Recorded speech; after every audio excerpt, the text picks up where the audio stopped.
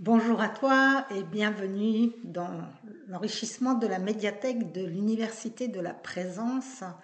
Et aujourd'hui, je vais te proposer un livre témoignage, un livre que je n'ai plus, donc j'ai fait une photocopie, on va dire, de la couverture, donc excusez-moi parce que elle n'est pas très nette, mais en vrai, le livre est très beau. Et il s'appelle L'enfant cheval de Rupert Isaacson. La quête d'un père aux confins du monde pour guérir son fils autiste. C'est un témoignage poignant dont je vais te parler très très vite. Et avant, j'aimerais beaucoup que tu me dises dans les commentaires quelle sorte de livre tu souhaites que je te présente. Si tu as plus envie de livres scientifiques, de romans initiatiques, de biographies inspirantes, quelle sorte de livre as-tu envie que je te présente pour eh bien, contribuer à nourrir ta quête d'éveil à la présence, d'éveil à la gratitude, d'éveil à accepter la vie telle qu'elle est et tellement plus encore. Alors ce livre, merci par avance.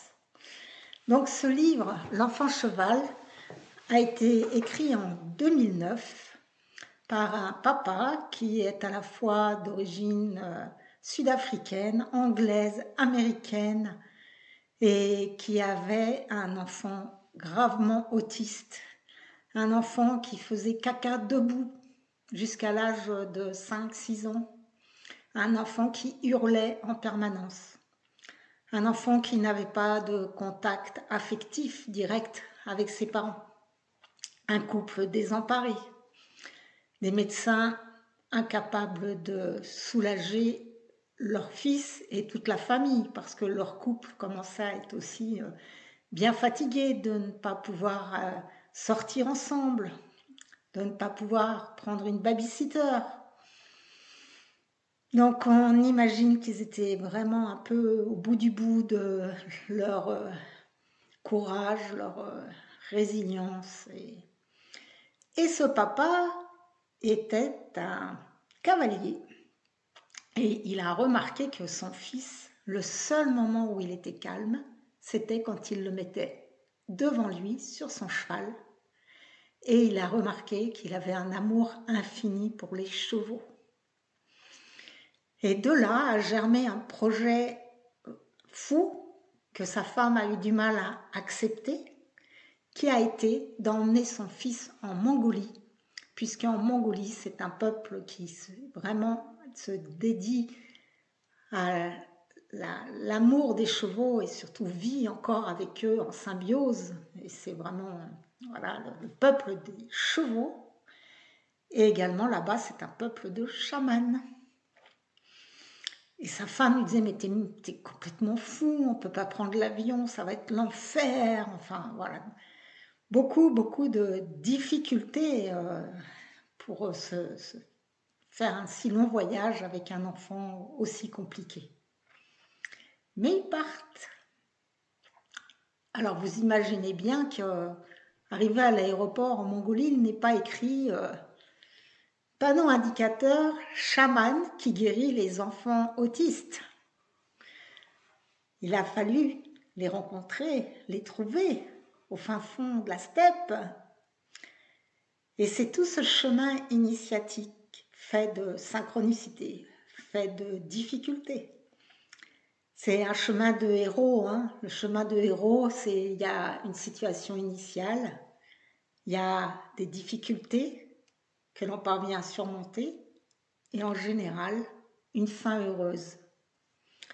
Et effectivement, dans ce livre, eh bien, à la fin de son périple, après avoir rencontré plusieurs chamans, après avoir parcouru la steppe sur plusieurs milliers de kilomètres, je crois, peut-être que j'exagère un peu, à cheval, eh bien, il est revenu avec son fils qui parlait et avec lequel il a fêté pour la première fois un goûter d'anniversaire avec des copains. Et cependant, il avait été dit par les chamans mongols que pour qu'il soit totalement guéri, il devrait aussi rencontrer des chamans sur d'autres continents. Et ça, c'est le livre d'après que je vais bientôt lire, que je n'ai pas encore lu, que je te présenterai peut-être ultérieurement.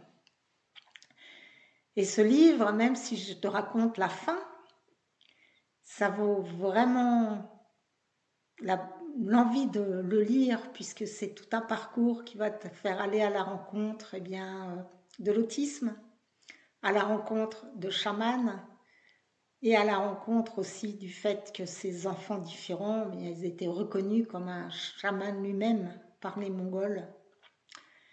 Et donc ce périple, eh bien, c'est un périple de l'espoir ou de l'espérance. C'est un périple bien de initiatique et auquel on peut s'identifier comme tout parcours initiatique. Donc si tu as l'élan de le lire, eh bien voilà, l'enfant cheval.